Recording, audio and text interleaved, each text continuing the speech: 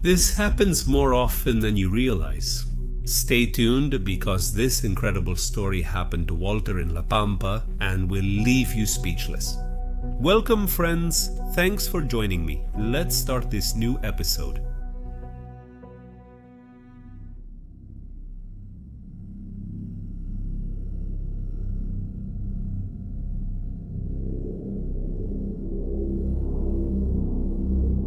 Thank you.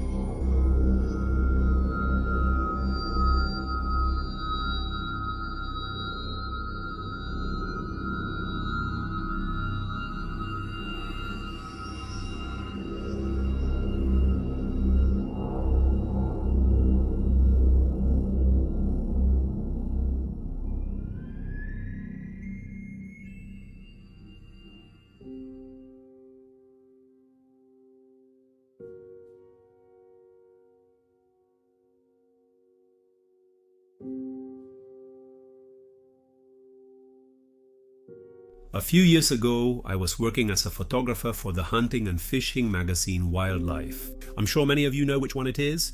And thanks to this job, I traveled to countless places, some a bit more accessible and many others in the middle of nowhere, where tranquility and wildness, precisely, are the main ingredients. Many times things happened to me that I couldn't explain, subtleties maybe. However, one experience truly changed my life. And even more so when you hear the ending. Something happened to me and now you're going to hear it, which simply left me speechless. And thinking that there is something else that watches us, stalks us, studies us without us realizing it. In 2009, I traveled to La Pampa with the person who wrote for this magazine. My destination was a huge field of thousands and thousands of hectares, which at that time bordered the provinces of Rio Negro and Neuquén. And did something particular happen in this place? The owner wanted to use a large portion of this land for cattle breeding. He had even bought 8 buses converted into homes, which would be used by the ranch hands. But for different reasons, the cattle project never materialized and everything came to nothing. However, these buses were used with the owner's permission, by hunters who would stay for several days stationed in this place, going back and forth to the hunting camps. A place that, I insist, was completely isolated from everything. You had absolutely nothing nearby. That day, when we arrived, my companion, along with other hunters, went to set up the camp in the area where they were going to hunt. A few kilometers away, near a lagoon. Since I was tired and didn't need to take photos yet, I stayed on the bus, where we had everything. Beds, bathroom, table, kitchen. It was set up like a motorhome, so you get the idea. So the boss says, okay, but we're not going to leave him alone, and tells his son to stay with me, stay here with the man. He can cook and make something nice tonight. The kid said he didn't like staying with the old man. He wasn't that old at that time, but he was older. We're almost 50 years old. And well, the kid went, brought firewood, set up all the water, and started cooking. I don't remember exactly. They made noodles with stew and sauce. We ate, then I got into the sleeping bag. I had the habit of always being armed 24 hours a day, and by that time I already had the Glock 19, so I got into the bunk. There were bunk beds, one above the other. I took the lower one, which was most practical, on the side opposite the door. You know those buses with manual doors that open in the middle, not electric ones? The guy lay down to sleep too, and soon he was snoring loudly, waking me up because he sounded like a chainsaw. At a certain moment, El Guache was still sleeping peacefully. I see a glow. I turn my head to the side. I have a sleeping bag for low temperatures, so basically only my eyes and nose were sticking out of the bag. And then I see, through one of the windows, a blue light coming toward the bus. My first thought was that the group was returning due to an unexpected event, since they weren't due back until the next afternoon. I kept watching this light and realized that something strange was happening. When I looked more closely, I saw that in this light. Inside it, or maybe in front of it, there were silhouettes of people coming, but not ordinary ones. They were very strange, as they were extremely thin and were getting closer and closer. I got the weapon ready. I didn't leave the sleeping bag at any moment. And I watched as these figures approached the bus second by second, always accompanied by this blue ball of light. It was something impressive, but with every second, everything got worse. Now that they were closer, I was able to make out these presences in much more detail.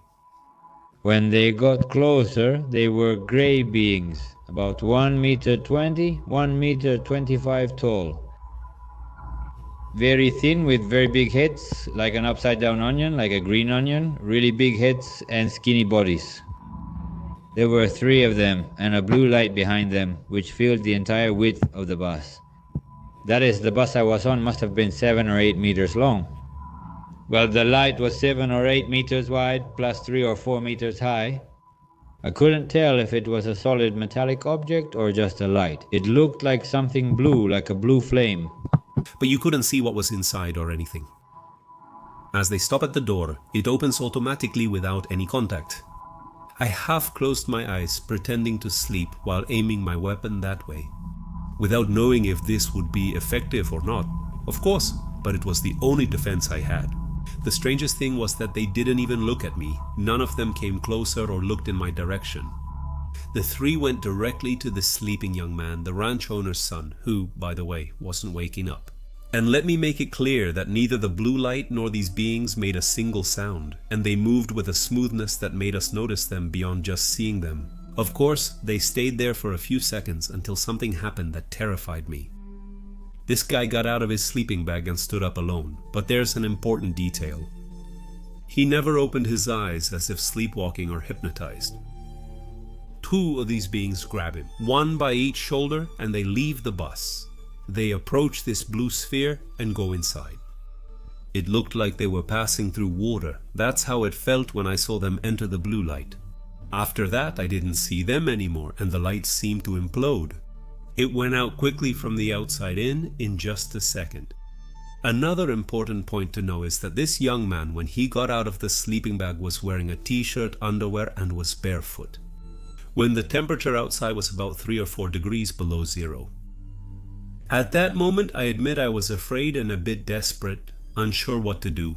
I didn't even know what had happened. Where was this kid? And most likely when the group came back, they would probably blame me for not taking care of him or something worse. I got up, put on warm clothes, grabbed my powerful flashlight, and went out to see if he was nearby or if I'd noticed anything else. I had no idea what had happened. I checked all around the bus, even among the piquilin bushes we had nearby, but I didn't find anything. Neither these beings nor the kid who had vanished. But I did see something that really caught my attention. Outside the bus, you could clearly see the footprints of this guy and next to them smaller ones on both sides. And at a specific point, right where that light had been, they disappeared.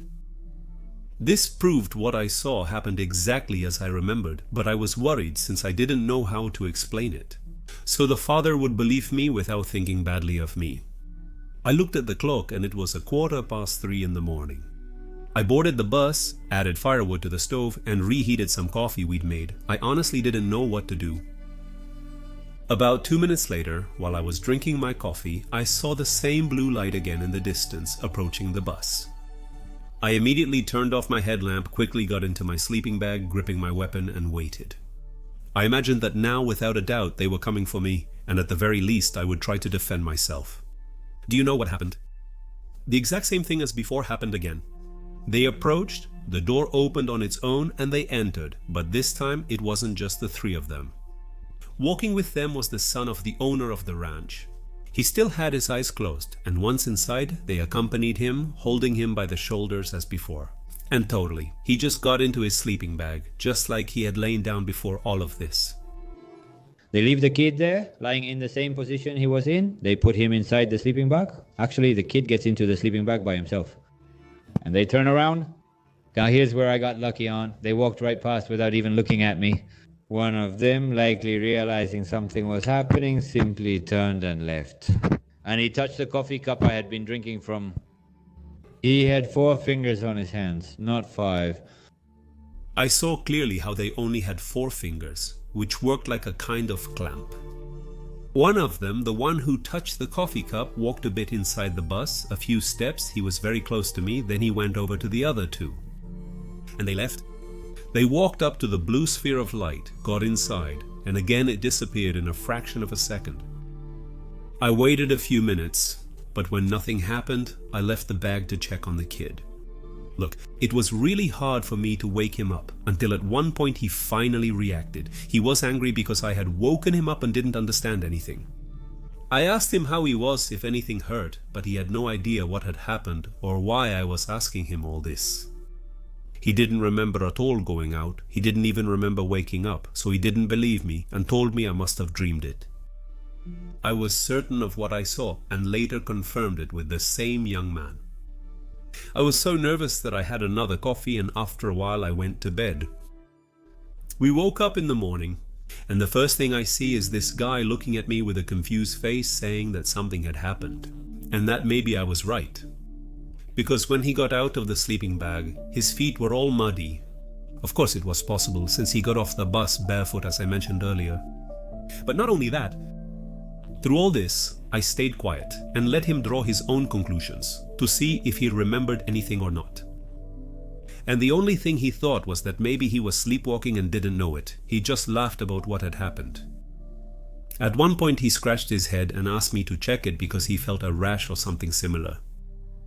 I got closer and saw that on his head, specifically on the left parietal area, he had a lot of puncture marks. It was obvious because his hair was nearly shaved. They formed roughly a 5 by 5 centimeter square. It was very strange. And he scratched his hand. The left hand, when looking at the left hand, on the skin of the thumb and index fingers, he had 3 puncture marks. He had a hole between his ring and middle fingers, as if a piece was punched out. The young man was more than confused. It was obvious that he didn't remember anything at all. And I made the decision not to talk about it so as not to complicate things. After all, it was the first time we had met. We stayed there for 5 days, and luckily, aside from sleeping very restlessly, nothing else happened and the job was finished. But there's still one last part of this story which brings it to a close. The thing is that about 3.5 months later, my co-worker who went with me to this place found out something. He told me that there had been a huge commotion because they suspected that the father, that is, the owner of the ranch, had killed his son. Curiously, this young man, the one I slept next to on the bus that night when everything happened and his body was missing, do you know what happened? Apparently, the owner got up at dawn because he heard noises, and I ask you to pay close attention to this part. When she went outside, she encountered a strong blue light and 3 beings walking in front of her. He started shooting with his pistol, then grabbed the shotgun, and before firing the first shot with it, he noticed that his son was also walking beside this light, along with these beings. He shouted, calling him, and at that very moment, the 3 beings, the blue light, and also his son disappeared. In the days that followed, police searched for the young man and his body, but found nothing, leading to suspicion of the father's involvement in his murder. Fortunately, this young man appeared safe and sound a week later. The strange thing was that he didn't look the same. It seemed as if he had been lost for months practically. He was thin, dirty bearded, and had long hair. The little that could be learned, because he stayed from the beginning within a closed circle of people, was that they asked him what had happened and he had no idea at all. He simply said that he went to sleep as usual and then woke up in a place he didn't recognize. He wandered there for days, until he simply came back without knowing how or even how much time had passed. What this last event made clear to me was that what I saw that night with my own eyes on that bus was real. While we may lack rational explanations for everything, this confirms, as I said earlier, that energies or intelligences exist observing and studying us. And the scariest thing of all is that surely everything happens without us even knowing. Thanks for staying with me until the end. I hope you enjoyed this story. Remember that you can send me your audio messages to the WhatsApp number shown on the screen right now. It doesn't matter how many you send or how long they are. You can also add photos, videos, or anything else you think is necessary to make your story as complete as possible. Then if your story is selected and I have any questions, I will be reaching out to you. Thanks to all the new channel members. There are so many of us now. Endless thanks to everyone, especially those who support the channel in any way. You're always behind the screen watching each episode. Friends, see you in a few days. Thanks once again, and now I send a big hug to all of you. Bye bye bye.